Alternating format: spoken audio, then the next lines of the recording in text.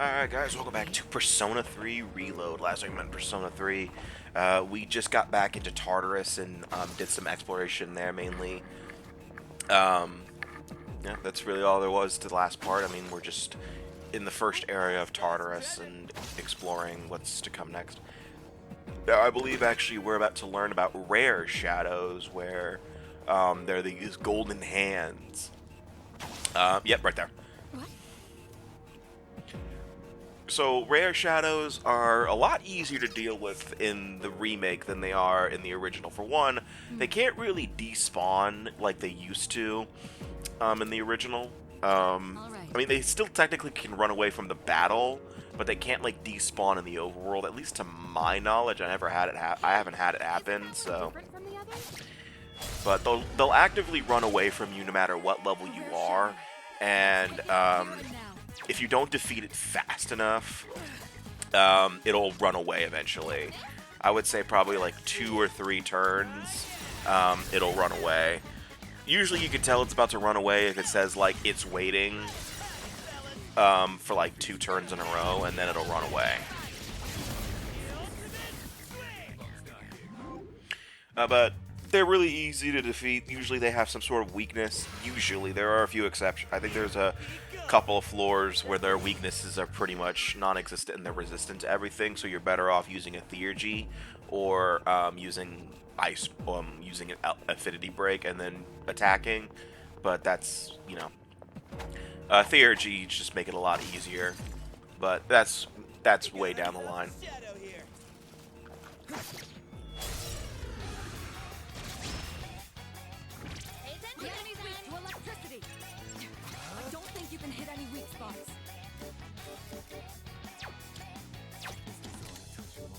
Oh, I'm surprised that I don't have a electric persona. There is Pixie, but I haven't leveled her up yet to give it Zio.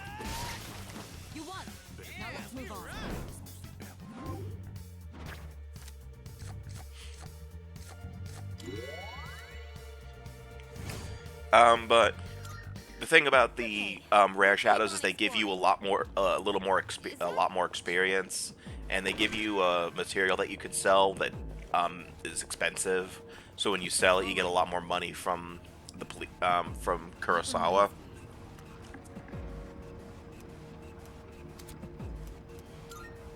Oh, and now they're teaching you about escaping from battles, but I never really had the need to escape from battles in this game.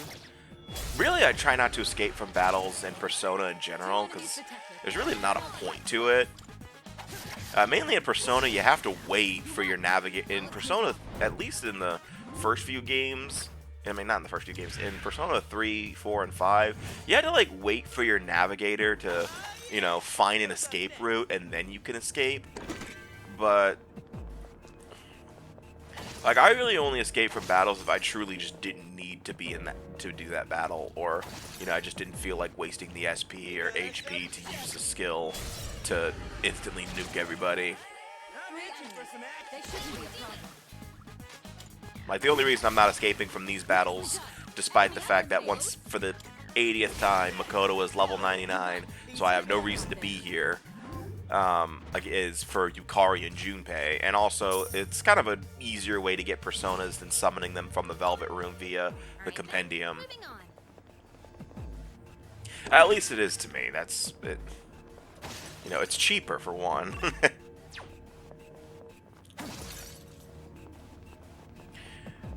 Because, so the thing about me and going to Tartarus is I don't go to Tartarus like every night.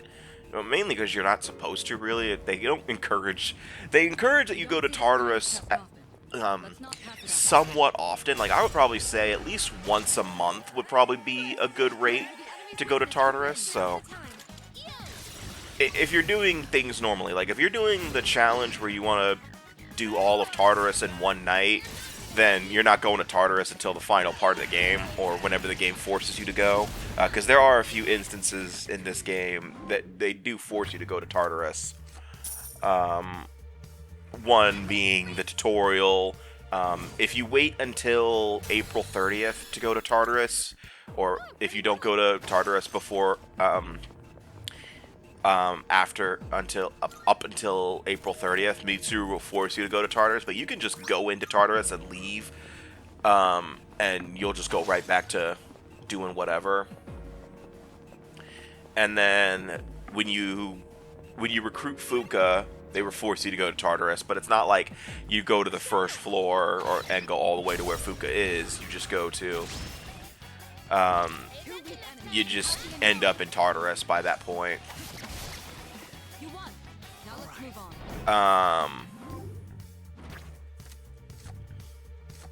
And I believe another time is when you do theurgy stuff, when you learn what theurgy, when you start to do the tutorial for theurgy, they force you to go to Tartarus. And then I believe that's, and then obviously the final battle. I think those are the only time, that's, to my recollection in this version of Persona 3, the only times they force you to go to Tartarus. But every other instance, Tartarus is, I'm going to put in very massive quotes, optional. You know, it's optional until the final battle. But I would... Excuse me. But again, as I said before, Tartarus is not optional. Because you do have to... I mean, it's kind of the most important area in the game. But... you're not forced to go there every night.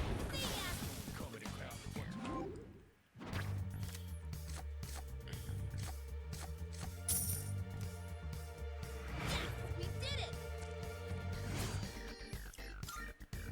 Let's do the same thing for our next fight. Hey, let's loot that chest.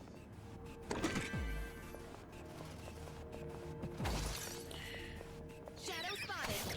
Yeah, honestly, that's the other thing about Persona 3 Reload is that, you know, and this was, I think this happened a lot in the original. No, not really. Where whoever you're with in Tartarus, they will point out everything to you. They will point out where chests are or where shadows are. And it kind of does get annoying after a while, where they're just like, oh, there's a shadow there, you want to fight it? Okay, we're fighting it.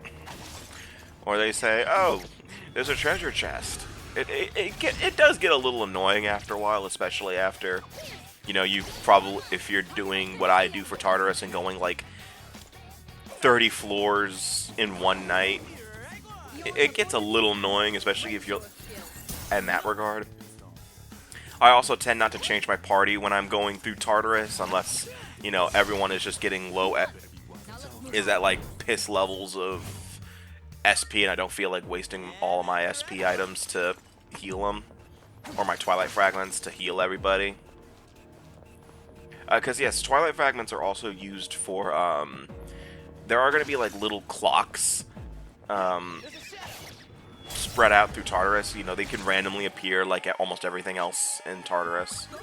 And there's also one in the lobby that you can use to fully heal the rest of all of your party of all of their HP and SP.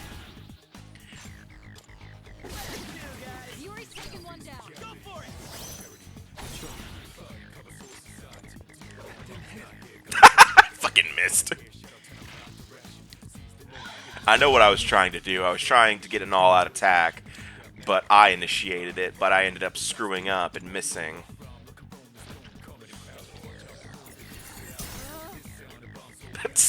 I like that. They're doing 1 damage.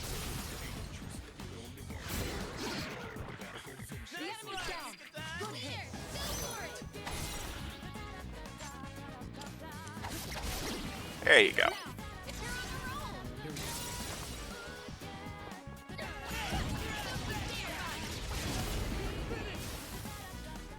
Another thing though is I kind of like the original's all-out attack animation a little bit more, mainly because there was the chance that one of your party members would just fall out of the cloud of chaos or whatever it's called, and then run back in there. I always found that funny. It was just like a little visual gag I saw. I think it was usually the indicator that it wasn't going to be the final kill. Yeah, okay, here's what I was talking about. So there are times where like this big area will spawn, and it has like treasure chests and some shadows to fight. But if you go into the middle, there's usually a clock there that you can use to heal your heal everyone's SP and HP. But it does use quite a few Twilight Fragments. I think it's like 7 of the damn things.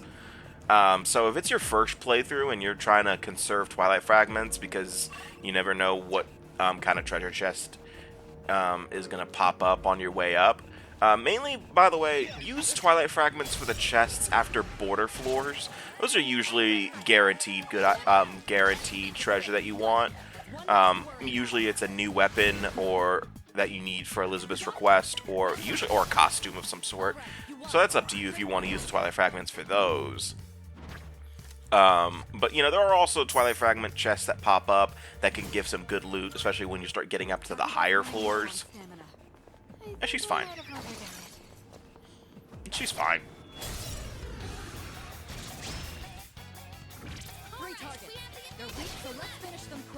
Yeah, and the game will actively warn you about, hey, your party members are running low on stamina. They meet SP, and then if they're running low on health, which, you know, you really shouldn't since you have auto heal, they'll freak out and say, hey, your party member's about to die. Unfortunately, Mitsuru will say that every goddamn time you finish a battle. But the reason I'm not going back and getting SP for, yeah, that's Mitsuru explaining the clock right there. But it's 7 Twilight Fragments, so that's totally up to you if you want to use them. But there are some treasure chests that hold items that Elizabeth requested, so it's good to use the Twilight Fragments for those. And also there's a later mechanic that involves those chests that I highly recommend saving Twilight Fragments for, where there's a thing like way later in the game where if you open a chest that requires Twilight Fragments, there is a chance that a giant clock will appear at the end of the floor that you're currently on, and if you use it, which you should, you can use that to level up your other party members to where your level is. It is really useful for grinding, which again makes Tartarus so much faster. It's just one of those things where Tartarus is just much better in so many regards in the remake than in the original. I think I'm getting stronger. And yeah, I am very aware that there are people who don't like the remake for different reasons. I hear some people say that they just feel that it's too easy, when there's still ways to challenge yourself in this game. And I mean, again, there is merciless mode, and I do believe it is actually difficult. And there's also like different challenge builds that you different types of challenges people do. I've seen people do Nuzlocke challenges of Persona games. You could still do that. There are some people who do Makoto only challenges, or can you beat Persona 3 Reload with no SP, which I think is impossible because I think some of the Full Moon some of the bosses are immune to physical attacks. But again, I don't know. I've never really watched those challenges and invested my time into them because I don't care.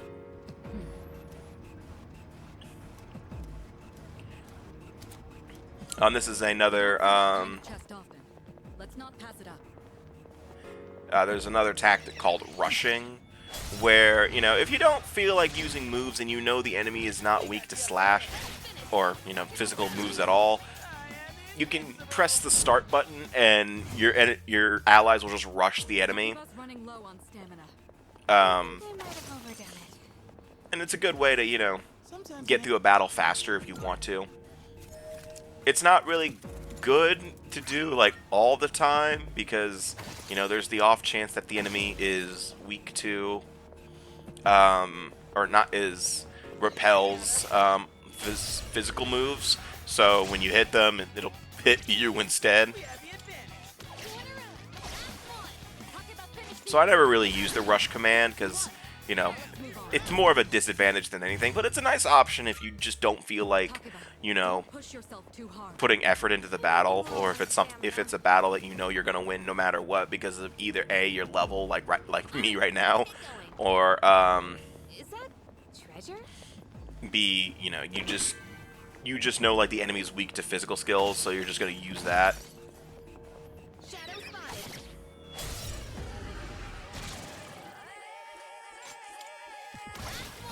Takeba finished the enemy. Well done. Let's continue exploring. Takeba, don't push yourself too hard. Me, I don't care.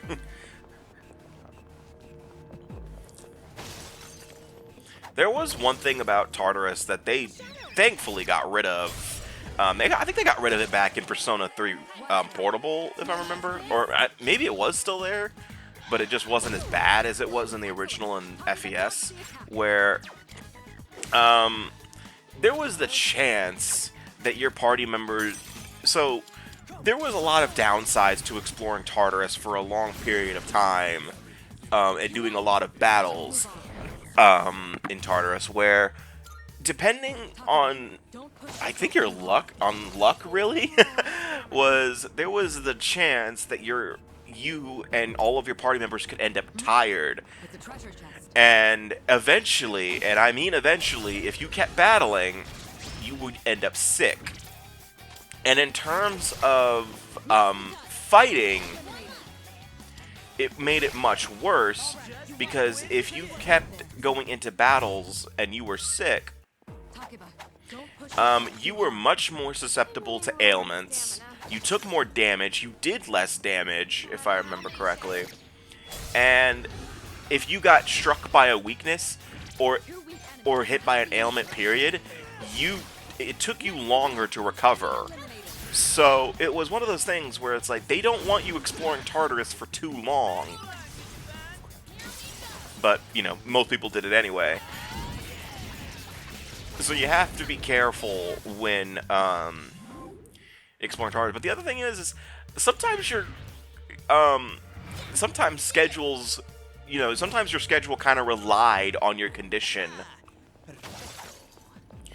You know, if your schedule, so there were times where if your schedule said, oh, you need to make sure you're sick on this particular day, then you need to, you know, pray that when you go to the next day, it says you're still feeling sick. And if not, I think you had to reset the game and keep going back and forth, keep going to that day until it said you were sick.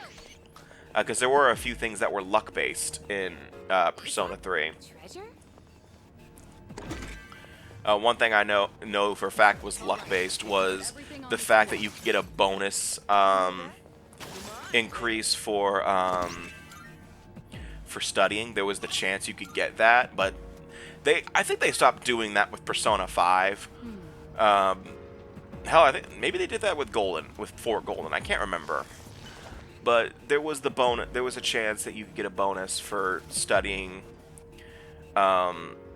just randomly. But yeah. All right. Yep. So here we are at one of the border floor. So when you get to a border floor, make sure you take this chest, because it's the old document, and you need to take that to Elizabeth for her requests when she opens those up.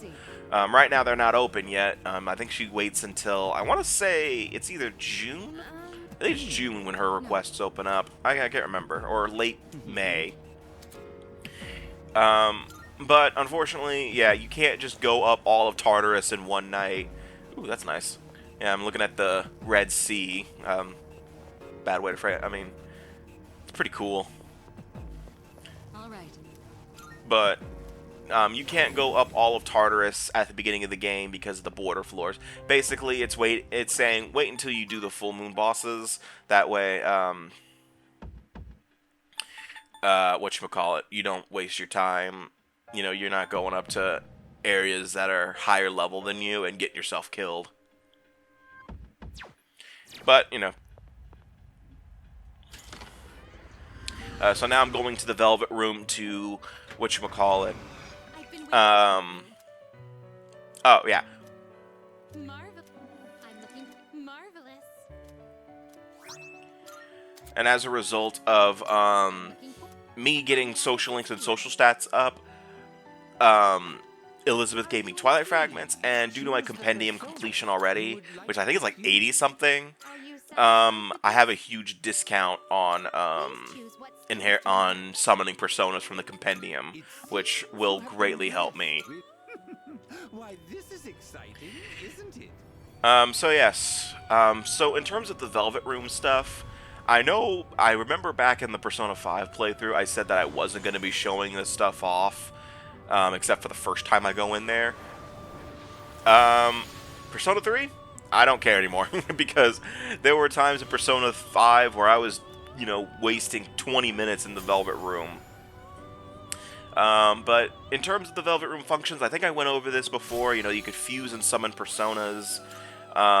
This is where you get new personas after you've gotten new ones in the Velvet Room.